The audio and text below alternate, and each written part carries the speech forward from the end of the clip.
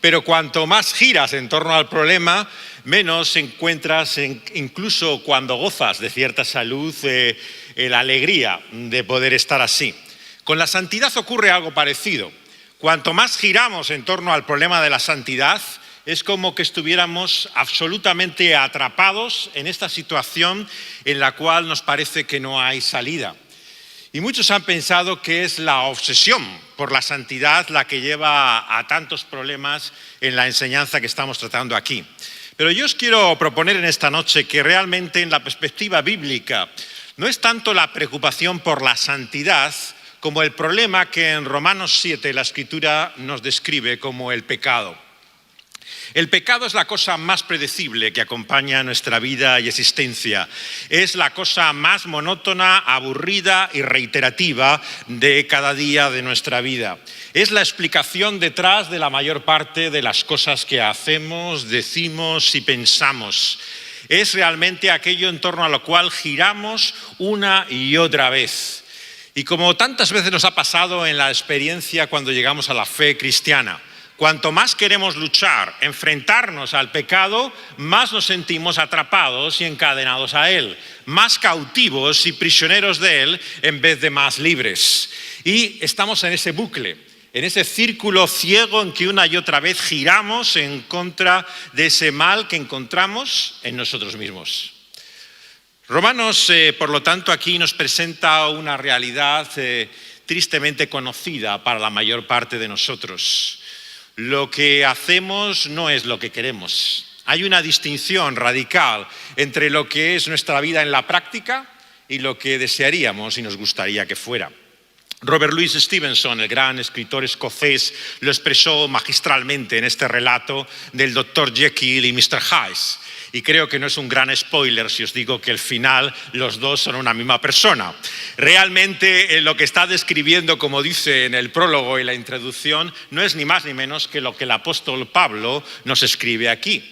La realidad sorprendente, incomprensible, de que dentro de nosotros parezcan convivir dos realidades antitéticas, casi como si tuviéramos una esquizofrenia congénita que nos acompaña continuamente, por la cual conviven dos personas distintas en cada uno de nosotros. Muchas de las soluciones que se han querido plantear al cómo relacionar estos dos capítulos, 7 y 8 de Romanos, casi pasan por una esquizofrenia doctrinal semejante. Han pensado que tal vez hay una doble naturaleza cristiana. Somos, por un lado, el viejo hombre, una naturaleza todavía en la carne, en la cual está el pecado, y hay otra nueva naturaleza también que convive en nosotros en Cristo Jesús. Pero esta esquizofrenia doctrinal no es la manera como la cual el apóstol nos resuelve este problema y dificultad que aquí encontramos. En primer lugar, tenemos que darnos cuenta que no hay nada más importante a la luz de Dios y de su revelación que entender que tenemos un problema y que ese problema se llama el pecado. Mientras el pecado siga siendo pecado, hay esperanza. El problema es que para muchos nos acostumbramos a él tantas veces, estamos absolutamente cansados y aburridos de él que empezamos a justificarlo. Y este es siempre el problema de muchas personas.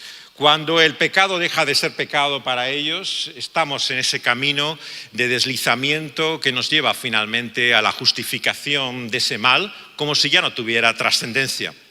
Por eso es tan importante entender que aunque es un problema que nos acompaña y sigue toda nuestra vida, es el problema, es nuestro problema. Y tenemos que enfrentarlo una y otra vez. Y el Señor Jesús, claro, les enseñó a sus discípulos que debían confesar, reconocer que tenemos deudas para con el Señor. Y esas deudas se aumentan y acumulan cada día de nuestra vida, tan grandes que son prácticamente, como vemos claramente a la luz de la palabra de Dios, imposibles de saldar. Y por lo tanto debemos pedir perdón y confesar una y otra vez la realidad de nuestros males a Dios. No excusarlos ni justificarlos. Este es el problema que tenemos con muchas cuestiones éticas hoy en día. Muchos estaríamos dispuestos a convivir con este problema en la iglesia si no hubiera la justificación del pecado. Claro, cuando se habla de problemáticas como están en la mente de muchos de nosotros, la homosexualidad, Es un problema como cualquier otro. Es un pecado como cualquier otro. No hay nada de particular, no hay explicación para la obsesión que tienen muchos creyentes sobre esta cuestión. ¿Cuál es el problema? Que algunos justifican este mal y dicen que este pecado ya no es pecado. Claro, y ahí es donde está el conflicto, donde está la dificultad.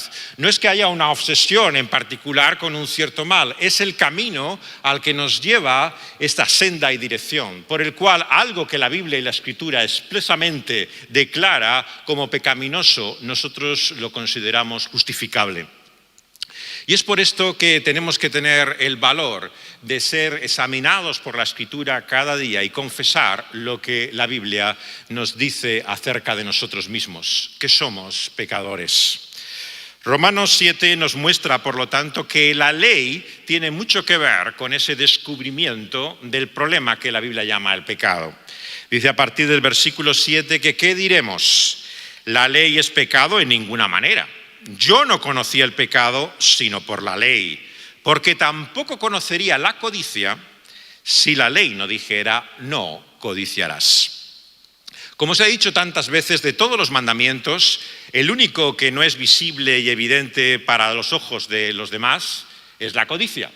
Todo otro mandamiento puede estar ocultado, pero está ahí, visible en hechos, en cosas que vemos claramente concretas en la vida. Pero ¿qué hay con nuestros deseos, con lo que realmente codiciamos y anhelamos en la vida? El apóstol descubre, por lo tanto, el sentido de la ley a la luz de este 10º mandamiento.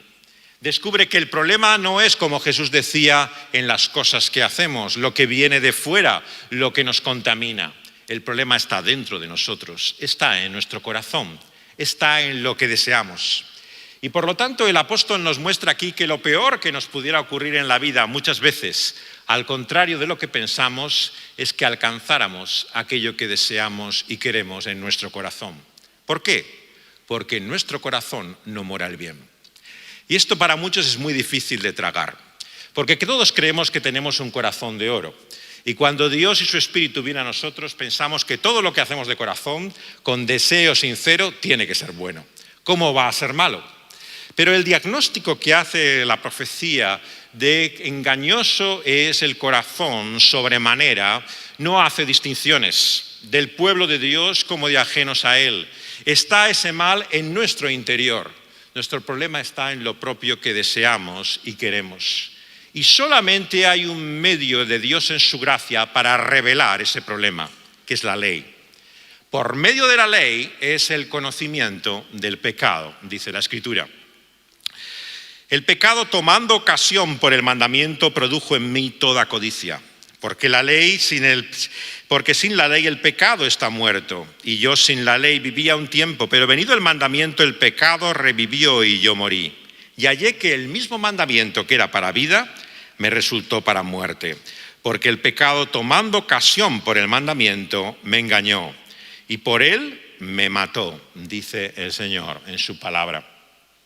Todos hemos tenido esta experiencia que basta que te digan, esto está prohibido, esto no lo hagas, es como un efecto de neón. Yo no sé vosotros, pero a mí, en el momento en que me dicen las reglas es que no puedo pasar por esta puerta, no puedo desviar mi mirada de esa puerta y empiezo a preguntarme cómo poder traspasarla. O es mi mente así de retorcida, pero es evidentemente lo que las leyes y reglas producen en la mayor parte de las personas. Basta que te digan, no hagas esto y te preguntas, ¿por qué? ¿Qué razón hay? ¿Por qué va a estar mal hacer esto? Inevitablemente la ley y la regla implica su cuestionamiento.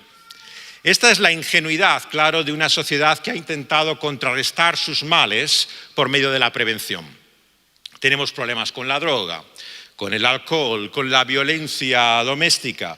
¿Qué es lo que hacemos? Campañas de prevención. Si a la gente la alimentas en su mente, le das el conocimiento de lo correcto, pensamos ingenuamente en este mundo hoy que, claro, sabiendo que es malo, ¿cómo lo van a hacer? Pero sinceramente alguien se cree que una chica adolescente se queda embarazada porque no sabe realmente cómo se queda alguien embarazada. Creemos de verdad que alguien que está jugando con la droga y ese camino que le puede llevar a su destrucción no conoce que hay unos peligros y unos daños para la droga.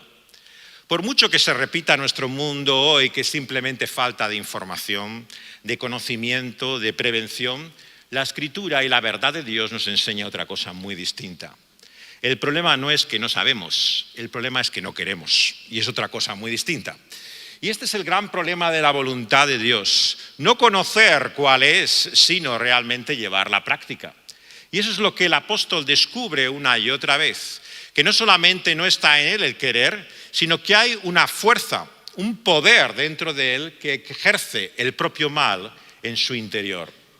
Es como si ese pecado que hubiera en él le engañara, le sedujera, razonara por sí mismo y le llevara finalmente a ese camino de destrucción. Es así como la Biblia nos habla del pecado no solamente en términos de defecto, lo que nos falta, la imperfección que todos tenemos, por la cual nadie somos realmente como quisiéramos ser. No, el pecado es mucho más que lo que falta o el defecto. Es una realidad, una fuerza, un poder que hay en nuestro interior que primero razona, tiene una mente, utiliza como excusa la propia ley para llevarnos al mal. Es realmente algo tan profundo y difícil de enfrentar en nuestro interior, ¿no?, que actúa como si fuera casi una realidad separada de nosotros.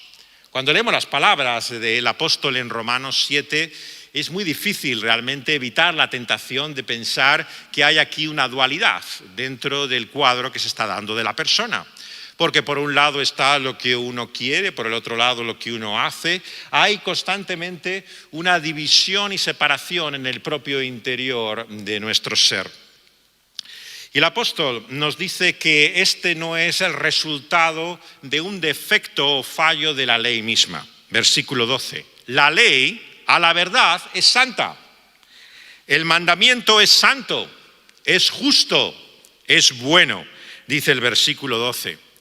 Por lo tanto, aquellos que razonan de forma antinomiana en contra de la ley, pensando que el problema está en la ley, están profundamente desencaminados. El problema no es la ley, el problema somos nosotros. Ahí está la dificultad. Y una y otra vez nos enfrentamos ante ella.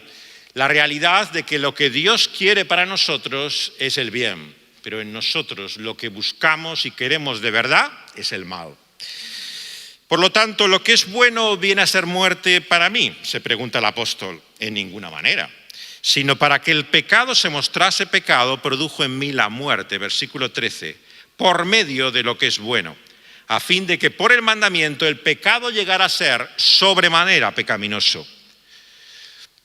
El apóstol nos muestra aquí nuevamente en esta dialéctica consigo mismo que tiene en el libro de Romanos, profundamente argumentativa y apologética, que la cuestión es no la ley y la dificultad que implica para nosotros, sino el mal que mora en nosotros. El problema es el pecado. La ley, es más, dice el versículo 14, es espiritual. Vemos que hay algo mismo en la ley que no solamente es bueno, santo y justo, sino que responde al propio ser de Dios espiritualmente. No es que sea una realidad material y que el ser humano la necesite, pero que haya una esfera por encima de esa naturaleza que expresara la ley, que fuera el espíritu como superior el que lo hiciera realidad. Nos dice que la ley misma es espiritual. Entonces, si la ley es espiritual y yo soy carnal, vendido al pecado, lo que hago no lo entiendo, porque no hago lo que quiero, sino lo que aborrezco, eso hago. Hay casi una sensación liberadora en las palabras del apóstol. No entiendo lo que soy. Me parece realmente extraordinario cómo en la vida uno tiene que darse cuenta que pasan los años, sabemos, pero ¿qué sabemos al fin y al cabo? ¿Qué es lo que conocemos realmente? ¿Qué es lo que entendemos siquiera de nosotros mismos? Ya no de este mundo, de esta vida. Piensas que sabes que alguien es de una determinada manera, cómo son las personas y no dejan de sorprenderte. Te das cuenta que no conoces realmente a la gente. ¿Qué es lo que sabes realmente de ellas? Muy poco. Lo que mostramos los unos a los otros es simplemente ese aspecto externo y superficial, pero la realidad queda oculta, escondida, incluso para nosotros mismos. Estamos ciegos a la realidad de quienes somos. El eslogan de la sabiduría que busca la filosofía del conocimiento a uno mismo No es algo más difícil e imposible en nuestra vida. ¿Quién conocerá realmente cómo es uno mismo? Ser cristiano es confesar que hay alguien que te sabe y conoce a ti mejor que ti mismo. Y para esto requiere una humildad y requiere un acto también de rendición ante una mente superior a nuestra mente, ante un conocimiento más profundo que el que podemos entender o conocer, que es el de Dios mismo sobre nosotros.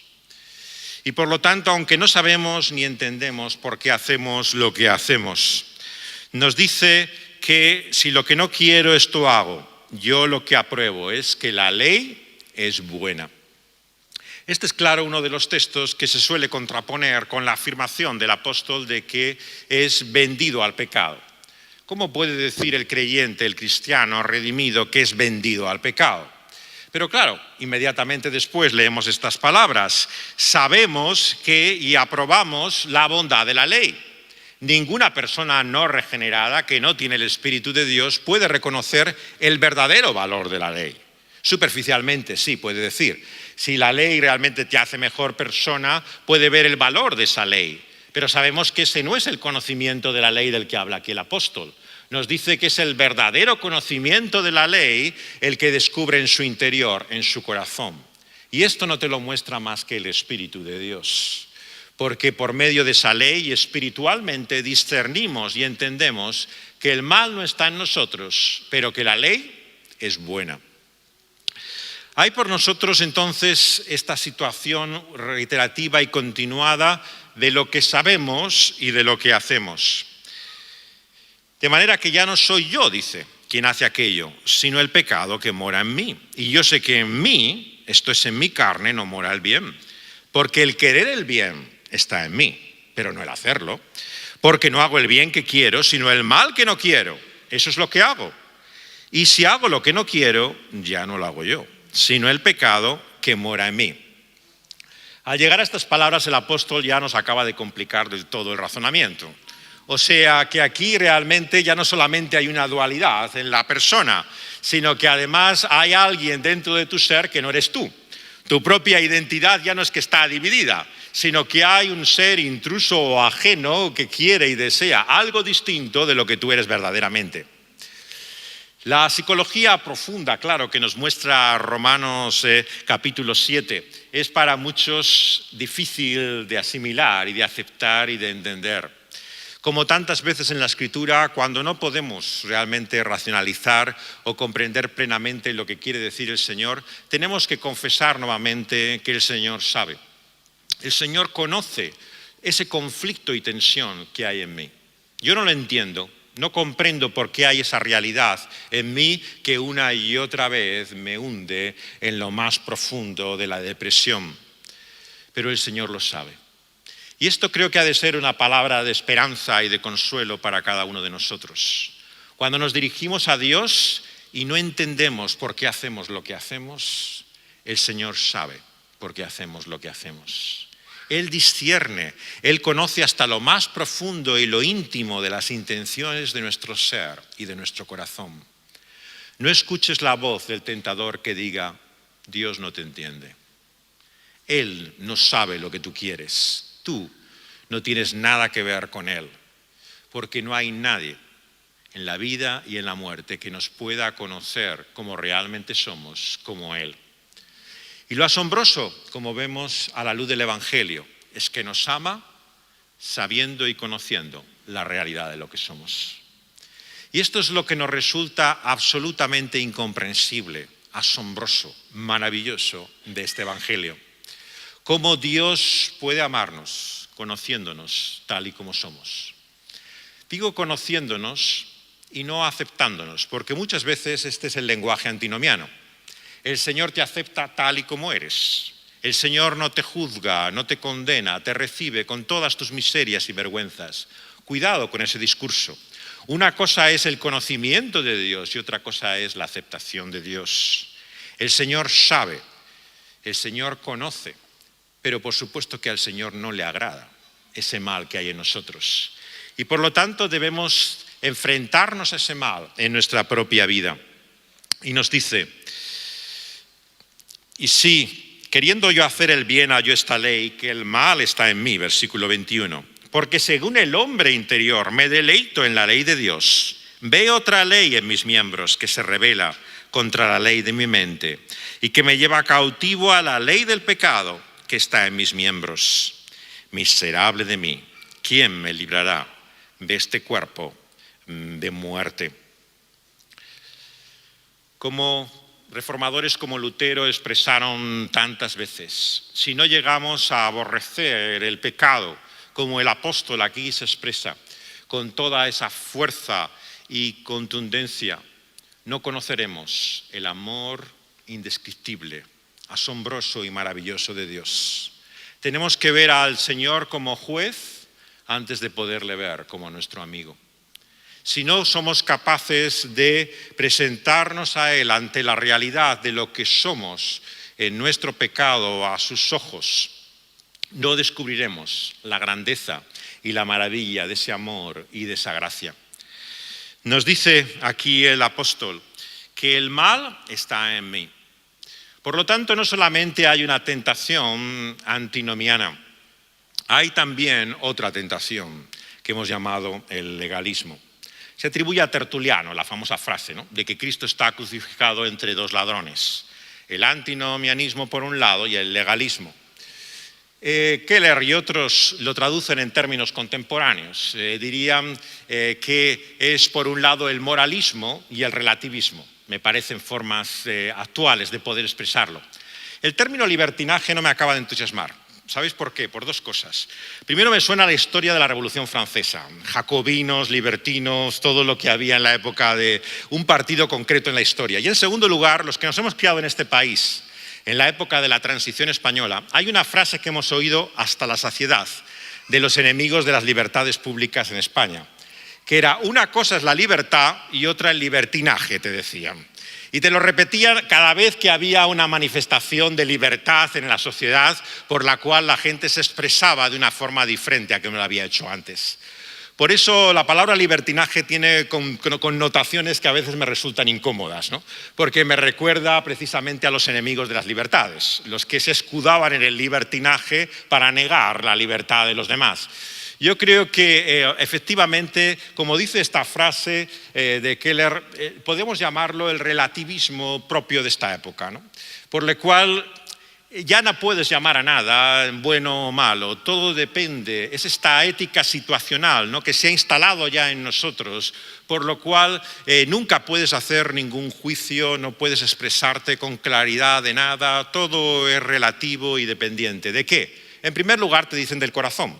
Tú que sabes el corazón de la persona, lo que siente, lo que la persona quiere. Y claro, como no lo sabes, ¿cómo vas a juzgar nada de lo que esa persona hace? Claro, este relativismo entendemos que no solamente es absurdo y nos lleva a justificar cualquier cosa, ¿no?, sino que vemos que nos lleva por este camino del error. Pero la otra tentación, claramente, llamémosle legalismo o moralismo, es aquel que piensa que la solución de nuestro problema es la ley o la moral. Tristemente tenemos que decir que muchos cristianos que hasta hace muy poco han concentrado todo su énfasis y predicación en el Evangelio, están ahora tan llenos de preocupación por cuestiones morales que uno se pregunta dónde ha quedado el Evangelio después de todo esto. Tras tantos discursos contra el LGTB, hablar contra el aborto y contra todos los males de la sociedad actual, te preguntas qué es verdaderamente lo genuino, singular y extraordinario del mensaje cristiano. ¿En qué consiste verdaderamente el Evangelio? El Evangelio tiene implicaciones éticas, evidentemente. Claro que hay una moralidad y una vida que corresponde a ello, pero eso no es el Evangelio. Eso son las consecuencias, es el resultado de la buena noticia del Evangelio. Como decía Lutero, la confusión entre la ley y el Evangelio es el origen de todos los males en la historia de la Iglesia. Podemos ver época tras época, siglo tras siglo, que veremos la misma confusión. Por lo tanto, me preocupa a mí, como a muchos otros, la confusión entre moralismo y Evangelio. Una cosa es ser fiel a la verdad de Dios y entender sus implicaciones, y otra cosa es ser conocido por todos por los juicios morales que hacemos de los demás. ¡Qué casualidad! O aquellos a quien más condenamos son por problemas que yo no tengo.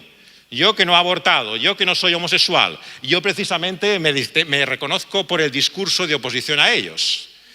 Pues qué curioso, ¿no? Que precisamente lo que te hace tener la mayor fuerza y contundencia sea contra un mal que no es el tuyo, sino de los demás. Y esto nos lleva una y otra vez a entender muchas veces la manera en la cual se puede disfrazar y camuflar verdaderamente el mensaje cristiano y del Evangelio con una condena moral. La ley no tiene la capacidad de salvar a nadie. Y por lo tanto la solución para esta sociedad no es conocer simplemente que lo que hacen es malo. Obviamente que no lo reconocen, obviamente que no lo entienden ni lo aceptan. Pero lo que necesitan es el Evangelio del Señor Jesucristo, no nuestra moralina. Por lo tanto, la solución a los problemas no es simplemente darle de porrazos con la Biblia en la cabeza, con los versículos en contra de este y otro pecado. Lo que necesitan es conocer la realidad del dictamen, el veredicto, el diagnóstico profundo del mal que aquí llama la Escritura el pecado. Y saber y confesar con todo creyente que el mal mora en mí. Y cuando descubrimos esto con todo su peso, clamamos como el apóstol: miserable de mí, ¿quién me librará? Tenemos que llegar a esta sensación de desesperación, y lo digo así con todos los sentidos, para poder recibir la esperanza del Evangelio. Si no has estado desesperado, no conoces lo que es realmente la liberación de la esperanza del Evangelio.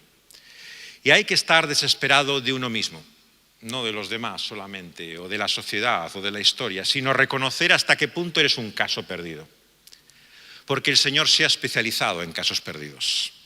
Ha sido su complacencia, su gozo desde el principio, tomar a aquellos de la faz de la tierra que dirías, bueno, a estos sí que no los veo yo en las filas de Dios. ¿A quién escogió como apóstol para traernos estas palabras? Sino al enemigo blasfemo y perseguidor de la iglesia, que fue Saulo de Tarso. El Señor se complació en tomar su mayor enemigo para hacer de él su mayor apóstol y defensor. Por lo tanto, nunca digas, este es un caso perdido. A este, desde luego, sí que no le veo yo en la iglesia ni en ningún cristianismo. Precisamente Dios le encanta. Disfruta sorprendiéndonos, trayendo a sus pies a quien menos pensamos. Llevando precisamente a sus filas no a los más morales, respetados y tal vez aceptables de nuestro mundo, sino a los que no son nada, despreciables, viles, personas que en su pecado no pueden estar más lejos de Dios. Dios se complace en salvar. Porque es el Evangelio, al fin y al cabo, como dice Packer, sino que Dios salva pecadores. Pecadores en presente, pecadores como yo, de los cuales soy el primero, le dice a Timoteo. Si hay esperanza para mí, lo puede haber para cualquiera. Porque el apóstol mismo ha descubierto que él era un caso perdido. Ha visto la miseria que hay en él, la imposibilidad de poder salvarse. Pero gracias, da a Dios, por Jesucristo el Señor nuestro. Así que él mismo con la mente sirve a la ley de Dios, pero con la carne a la ley del pecado. Pero ahora pues ninguna condenación hay para los que están en Cristo Jesús, los que no andan conforme a la carne, sino conforme al Espíritu. Nuevamente encontramos y nos sorprende ver que es en la gratitud, en la adoración y en la alabanza donde está realmente nuestra esperanza. Es cuando experimentamos por nosotros mismos el rescate de Dios, la liberación, ese amor totalmente inmerecido. Cuando le expresamos que no tenemos palabras para darle gracias a Dios por lo que Él ha hecho por nosotros, es cuando renace la esperanza en nosotros. Y da gracias a Dios por Jesucristo, nuestro Señor. La fe cristiana es una fe profundamente cristocéntrica. Por lo tanto, no podemos hablar de la realidad de ese Dios que se ha revelado a nosotros, de esa ley que nos muestra su voluntad, sin entender que Cristo Jesús es el intérprete máximo de esa ley. Recordar cómo Él expone en el Sermón del Monte la realidad de esos 10 mandamientos y la profundidad. Es Él quien nos ha enseñado a entender que a la luz de ese mandamiento no codiciarás está la realidad de nuestro corazón. Es Él quien mostró que bastaba un pensamiento bastaba una mirada, bastaba una palabra para ser culpable de todos otros aquellos mandamientos también que la ley decía. Por lo tanto, Él nos da la palabra última y definitiva. No es una cuestión abierta saber lo que la ley dice. Cristo nos enseña lo que la ley pide de nosotros. Y Él ha descubierto que a la luz de esa enseñanza de Cristo no solamente está falto, está sin esperanza alguna fuera de Él. Ha tenido que ver que a Cristo como lo único que tiene y que no tiene nada al lado de Él para poder encontrar la esperanza de Dios en Cristo Jesús. Y nos dice que da gracias a Dios por Jesucristo. También que aunque hay ese conflicto entre su mente y lo que hace con la carne, conoce esa realidad también de lo que Dios ha hecho en Cristo Jesús. Y yo creo que esto es una palabra de aliento para muchos de los que nos estamos enfrentando a la realidad del pecado en nuestra vida. Estamos muy lejos de ser lo que debiéramos ser. Yo llevo tantos años en este camino que me he criado hasta en un hogar cristiano. Y al principio pensaba cuando era joven y adolescente que bueno, estos problemas es lógico a cierta edad, ¿no? La adolescencia, la juventud, ¿no? Las tentaciones de esa época, pero claro, esto supongo que con el tiempo cambiará, será diferente, ¿no? Hasta que uno llega ya a ciertas edades y empieza a pensar si realmente este problema no es más serio de lo que parece, ¿no? Sino que es verdaderamente profundo, que es insalvable, que verdaderamente nosotros no parecemos estar hechos para esto. Hay gente espiritual, sí, claro, todos conocemos, gente maravillosa, y para ellos sin duda que parece que está toda esta enseñanza claramente expresada, pero yo no veo realmente esto en mí y en mi vida. Y en medio de ese conflicto y de esa tensión, tenemos que abrazarnos a este sentido objetivo del Evangelio. Fijaos bien cómo en esa tensión el apóstol convive no solo con su imperfección, sino convive con el conflicto, ¿no? Con la lucha que hay dentro de él. Y creo que es algo que nunca nos acostumbraremos en esta vida. No es algo natural en nosotros el convivir en ese conflicto, en esa lucha constante. Pero sin embargo eso es la vida cristiana. Lo otro es la tentación del perfeccionismo. Se ha hablado aquí ya de ello. Le debemos a Wesley gran parte realmente de la pasión también por la santidad, por la búsqueda de un método en el camino de la piedad, incluso la distinción entre la experiencia de fe del siervo y del hijo, que vamos a ver ahora, central en el pensamiento de Wesley. Pero Wesley tenía una especulación que, como dice Packer en su libro En sintonía con Dios, se llama en español Keeping Step with the Spirit, es una tentación continua a lo largo de toda la historia evangélica. Y es particularmente nuestra debilidad que surge de esa fortaleza que es nuestro amor por la santidad. En la vida uno muchas veces descubre que en lo que eres más fuerte es a veces en lo que eres más débil. En aquello que realmente más te distingues está, sin embargo, tu mayor posibilidad de poder estrellarte en la vida. Y la pasión por la santidad que ha tenido el movimiento evangélico no tiene precedentes. El siglo XIX y XX vive continuos métodos, sistemas, enseñanzas, conferencias, ofreciendo el secreto de la santidad, el camino de la santidad, los pasos para vivir la vida plena del Espíritu, cómo tener la rendición total ante Cristo y llevar a su señorío tu vida, cómo pasar de ser un cristiano carnal a un cristiano espiritual, cómo vivir la vida cristiana victoriosa. Prácticamente tenemos ahí todo el listado y antología de nuestros grandes autores evangélicos. Pero como Packer muestra en su libro, hay una debilidad en esa fortaleza de pasión por la santidad, que es realmente el perfeccionismo. El perfeccionismo es un gran mal, una lacra terrible en la historia, particularmente del movimiento evangélico. Y lo vemos cada día. Basta navegar en las redes sociales, que si no eres como tú me parece que tiene que ser un cristiano, no eres ni salvo, ni tienes esperanza ninguna y te mando directamente al infierno. ¿Cuántos cristianos hablan así? Yo conozco cantidades. Basta que ven a uno con tatuajes, ropa extraña, pera larga, ya no hay nada más que hablar. No necesito saber nada más. Este realmente de cristiano no tiene nada. Piensa otra cosa que yo sobre el ministerio de la mujer o sobre cualquier otra cosa y no es ni cristiano ni nada. O sea, es con una completa facilidad y de la forma más caprichosa que se condena al fuego eterno a cualquier persona. O sea, es realmente sin la menor reticencia que uno discierne y reconoce al verdadero cristiano y al no cristiano. ¿Por qué? Siempre te citan el mismo versículo, ¿no? Por sus frutos los conoceréis, por sus frutos los conoceréis. Y claro, ven tantos frutos, ¿no?, que es evidente para ellos cuáles son y no son, ¿no? Pero la realidad es que una y otra vez, ¿no?, vemos que esa pasión por la santidad ha llevado a muchos a un perfeccionismo tal por el cual sencillamente no entienden la realidad de que el pecado acompaña la vida del cristiano.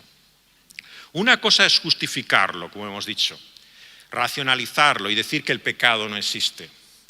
Pero otra cosa es, como el título de algunos libros, cuando en la iglesia hay pecado. Por favor, ¿cómo se puede titular un libro así?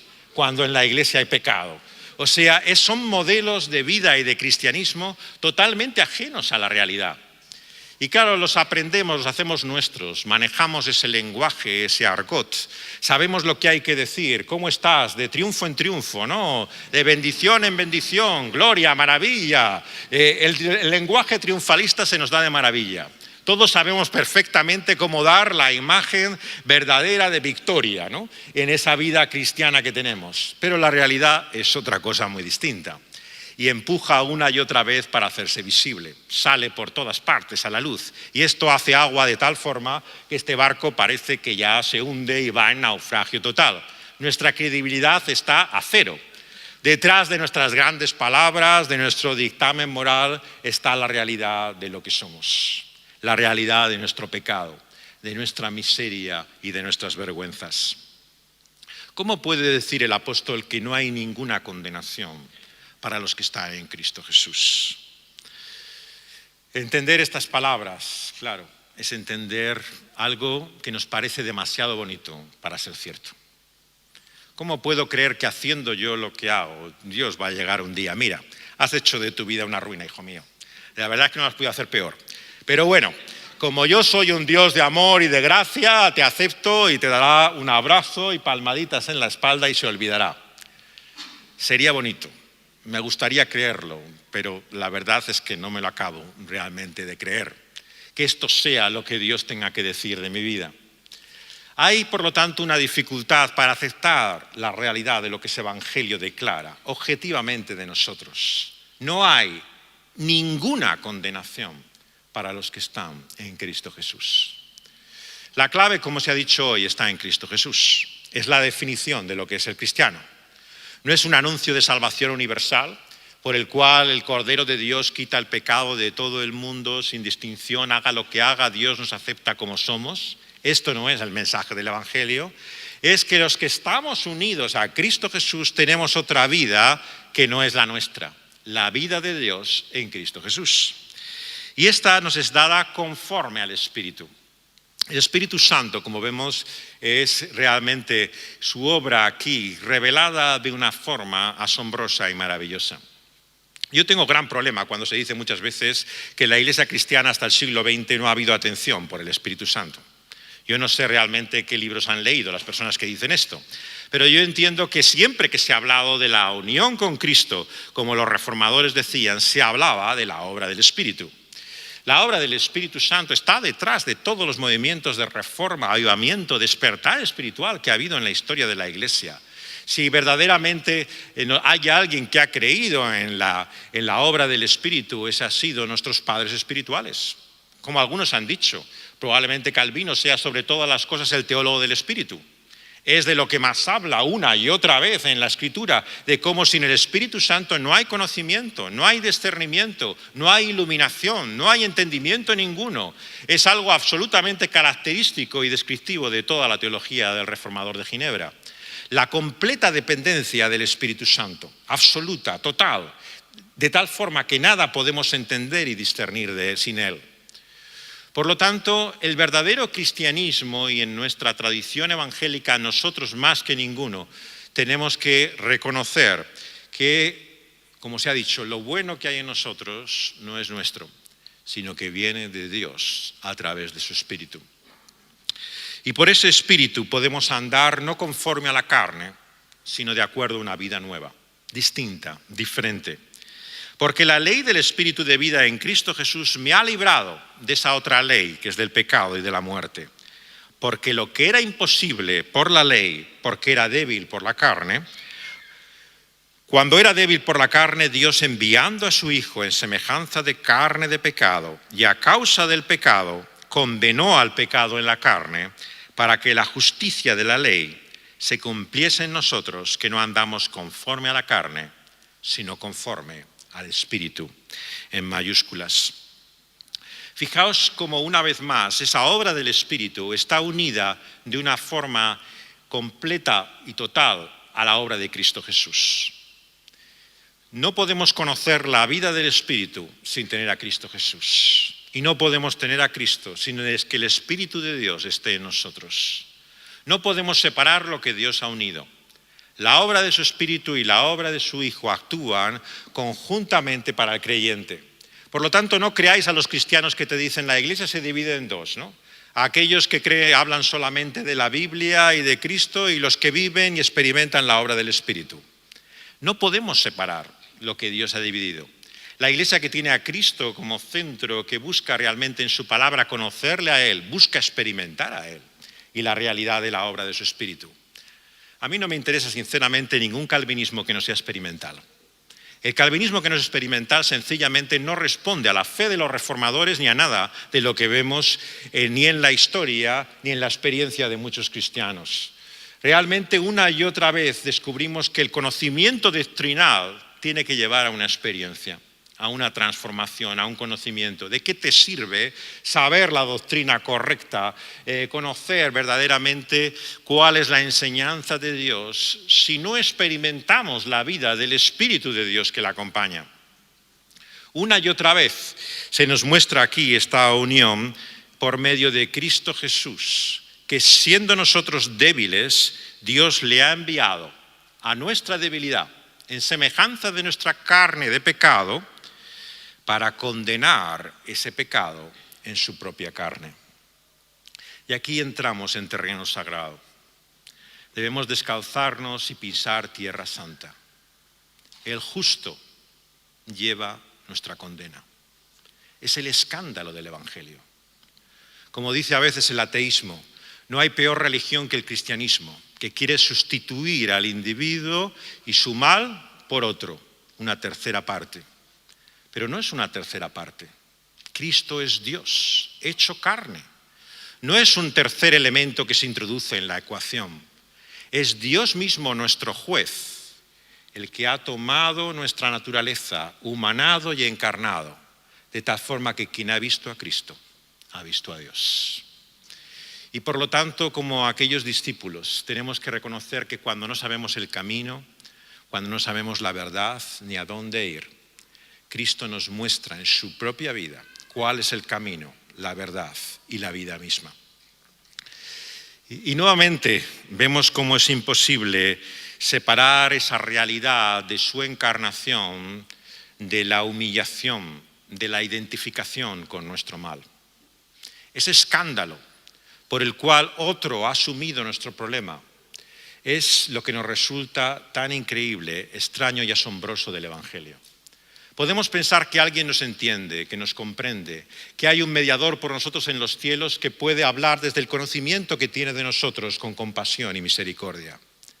Pero ¿cómo creer que aquel que nos conoce y sabe quiénes somos en realidad nos dice, ese problema que es tuyo, ya no es tuyo, ahora es mío? Lo tomo sobre mi espalda, lo echo sobre mí.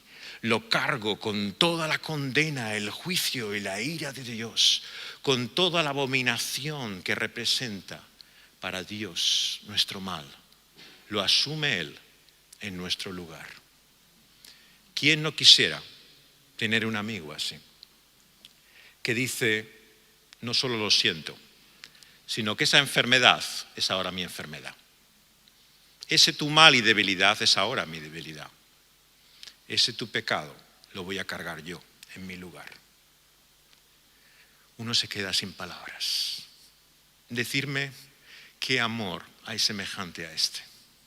Que se identifique con nuestro problema hasta el punto que quiera ser el suyo y ya no el mío. Y el Señor ha querido cargar ese nuestro problema sobre sus hombros, llevarlo a aquella cruz, sufrir la contradicción de pecadores sobre sí mismo, para echarlo más lejos de nosotros, como el oriente del occidente, como en lo más inmenso y lo profundo del océano, tan alto como los cielos de la tierra, echar sobre su espalda nuestras rebeliones para no acordarse ni tener nunca más memoria de ellas. El Señor ha hecho que en Cristo Jesús Él sufriera la condenación que es nuestra. Por eso es que no hay ninguna condenación para quienes están en Cristo Jesús. Y esa justicia de la ley se cumple en nosotros, porque ya no andamos conforme a la carne, sino conforme al Espíritu. Porque los que son de la carne piensan las cosas de la carne, pero los que son del Espíritu, del Espíritu. Porque el ocuparse de la carne es muerte, pero del Espíritu es vida y paz. Porque los designios de la carne son enemistad contra Dios. No se sujetan a la ley de Dios, ni pueden. Y los que viven según la carne no pueden agradar a Dios. Pero vosotros no vivís según la carne, sino según el Espíritu. Si es que el Espíritu de Dios mora en vosotros, y si alguno no tiene el Espíritu de Cristo, no es de Él. Pero si Cristo está en vosotros, el cuerpo en verdad está muerto a causa del pecado, mas el Espíritu vive a causa de la justicia. El apóstol nos muestra aquí que no hay don, regalo semejante sobre la faz de la tierra comparable a su Santo Espíritu. Si estás aquí hoy y sientes la ausencia, el vacío, la pérdida de su Espíritu, que no conoces esa obra de Dios en tu vida, quiero que te unas también a mi oración al acabar estas palabras en esta noche y le pidas a Dios que te conceda, que te regale el Espíritu Santo. Él está deseoso, gustoso de darnos el mayor regalo que puede darnos. Si nosotros que somos padres malos, lejos de ser la paternidad ejemplar que debiéramos ser, si mi hijo me pide una piedra, no, si mi hijo me pide pan, no le doy una piedra. Si mi hijo necesita pescado, no le voy a dar una serpiente. ¿Cuánto más vuestro Padre Celestial, que es bueno, os dará su Espíritu Santo? El Señor se complace y está deseoso de entregarnos el mayor regalo que podemos tener, que es su Espíritu. Y quien tiene el Espíritu de Dios tiene la vida. Si sientes la desesperación, el vacío, la ausencia de esa obra, ruégale al Señor, pídele, clama a Él conmigo que te dé la realidad de su Espíritu. Y te aseguro que no hay nada comparable en la vida a tener el Espíritu Santo. Quien tiene el Espíritu de Dios tiene todo, porque tiene la vida de Cristo Jesús en Él. Y esa vida te da un camino, un andar, una realidad nueva. Nueva creación somos. Las cosas viejas han pasado, todas son hechas nuevas por esa obra de Dios y su Espíritu. Si sientes la falta de ese fruto de su Espíritu, si consideras que no hay suficiente en ti que muestra esa evidencia de Dios, pídeselo, ruégaselo a Dios. Él se complace de concedernos y regalarnos ese fruto de su Espíritu. Y nos dice que cuando entendemos esto, es porque el Espíritu de Dios ya está en nosotros. No te creas que por sentir esa ausencia, esa falta y esa limitación en ti, es porque no tienes su Espíritu. Es porque está ya el Espíritu de Dios en ti que ves lo lejos que está de ti la vida que deberías tener. Por lo tanto, como Agustín decía, y se le ha mencionado hoy varias veces, cuando buscamos a Dios es que Dios nos ha encontrado ya a nosotros. Es porque Él ya está obrando en nuestra vida, allá donde estemos, en los lugares más inesperados y sorprendentes. Dios no está limitado a nosotros, a este pequeño pueblo feliz. Dios tiene toda su iniciativa y todo su poder para actuar allá donde estemos y donde nos encontremos y obrar por su Espíritu hasta no darnos paz, no darnos tregua, dejarnos sin descanso hasta encontrar el reposo y descanso en los brazos de su amado Hijo Cristo Jesús. Esa es la historia de lo que Dios hace y obra por su Espíritu allá donde estamos. Y dice, por lo tanto, que si Cristo está en nosotros, ese Espíritu de Dios que mora en nosotros vemos que nos trae la vida de su justicia. Y ese Espíritu que levantó de los muertos a Cristo Jesús vivificará nuestros cuerpos por su Espíritu. Así que, hermanos, ya no somos deudores a la carne para vivir conforme a la carne. Porque si vivís conforme a la carne moriréis, pero si por el Espíritu hacéis morir las obras de la carne, viviréis. Porque todos los que son guiados por el Espíritu de Dios, estos son hijos de Dios. ¿A qué nos lleva finalmente esa obra y testimonio del Espíritu de Dios? Es el espíritu de filiación, de adopción. Ya no somos solamente criaturas, somos parte de su familia. Y un hijo es un hijo. Mira, puedes tener un hijo vergonzoso, lamentable, que se comporte de una forma que te da vergüenza que tenga tu nombre, pero es tu hijo. Y mi hijo, haga lo que haga, aunque esté en una cárcel de extrema seguridad por los crímenes más horrendos que haya sobre la faz de la tierra, yo le iré a ver porque es mi hijo. Y mi hijo es mi hijo, haga lo que haga. Tener el Espíritu de Dios es saber que Dios está no solamente comprometido, sino que está unido y vinculado a nosotros por ese amor paternal por el cual somos sus hijos, hagamos lo que hagamos, cuando estamos en Cristo Jesús. Por lo tanto, no hay nada comparable a tener su Espíritu. Su Espíritu, dice Juan, da testimonio a nuestro espíritu de que somos hijos de Dios, dice aquí Romanos también. El hecho de que una y otra vez nos sentimos como privados de su presencia y de su comunión, pero cuando viene a nosotros nos comunica y nos declara la realidad de que somos sus hijos. Y como decía Wesley, ya que hablábamos antes mal de él, hablaremos bien, seamos generosos. Wesley decía, la vida del siervo no es comparable a la vida del hijo. Y él comparaba una y otra vez esa vida de santidad que él buscaba en ese camino y metodología con la libertad, el amor que le daba la vida del hijo. Hemos llegado a una familia de la cual formamos parte. Cuidado cómo hablas de tus hermanos y hermanas, porque si vamos a compartir con ellos una eternidad, tenemos que empezar a hablar de formas diferentes de ellos a como hablamos ahora. Si realmente tienen a Cristo y está el Espíritu de Dios, no podemos contristar a Dios ni a su Espíritu, rechazándolos o despreciándolos. Son tus hermanos, es tu familia, te guste o no. Tus amigos los eliges. Con los que estás de acuerdo puedes querer estar, pero lo que la familia de Dios nos llama es a convivir los unos con los otros como hermanos en ese mismo espíritu de adopción, por el cual clamamos así, Abba Padre.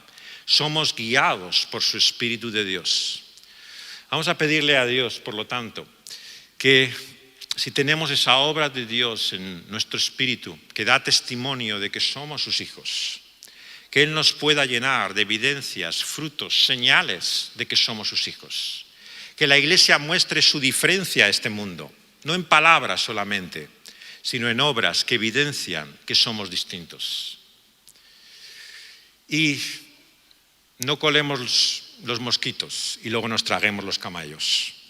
Condenemos los grandes pecados morales de este mundo y estamos continuamente en murmuración, orgullosos de nosotros mismos y de nuestra espiritualidad, sin ninguna oración ni falta de comunión con Dios. Somos pecadores, pecadores como todos los demás. Los pecados nos pueden parecer diferentes, más dignos y respetables que los de los demás, pero son tan pecados como los otros. Y si no somos perdonados de esos pecados, no tendremos comunión con Dios en Cristo Jesús.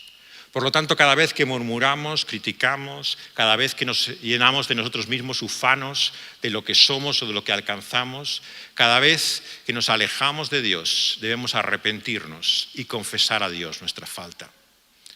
Y antes de estar tan presto a condenar a los que están ahí fuera, estar más dispuestos nosotros a reconocer nuestro propio mal.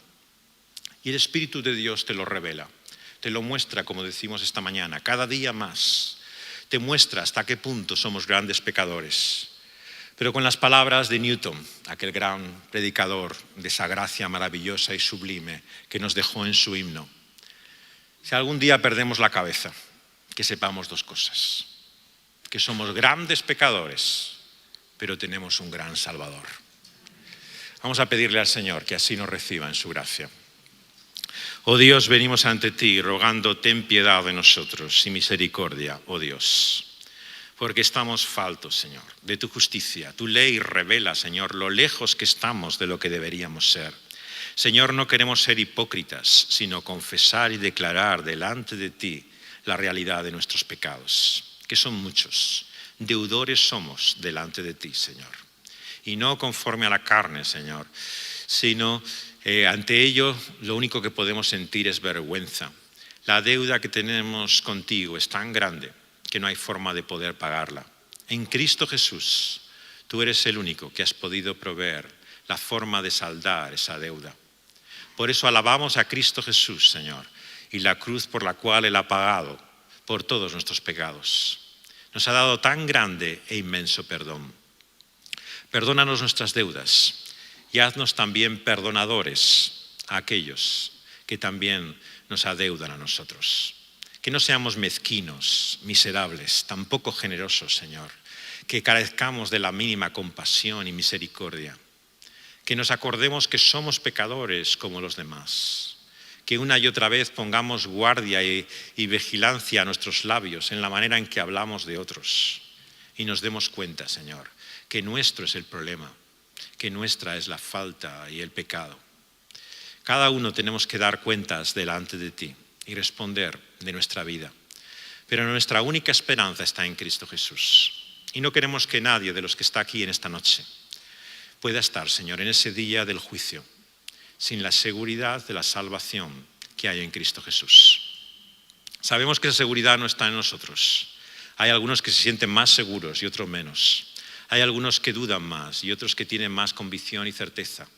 Pero te pedimos por la segura salvación, la que viene de Cristo Jesús, que puedan tener auténtica fe y confiar que aunque se dan cuenta que no son nada, Cristo lo es todo para ellos.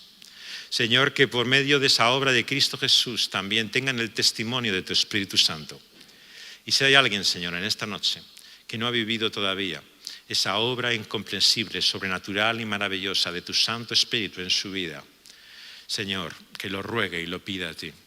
Señor, que te suplique que venga el Espíritu de Dios a su vida y cambie todas las cosas. Señor, muchos somos conscientes de lo falto que estamos, Señor, de ese fruto del Espíritu. Cuán poco amor, qué escasa la gracia, Señor, el gozo, la paz, la paciencia, la benignidad, la bondad, Señor, que tenemos.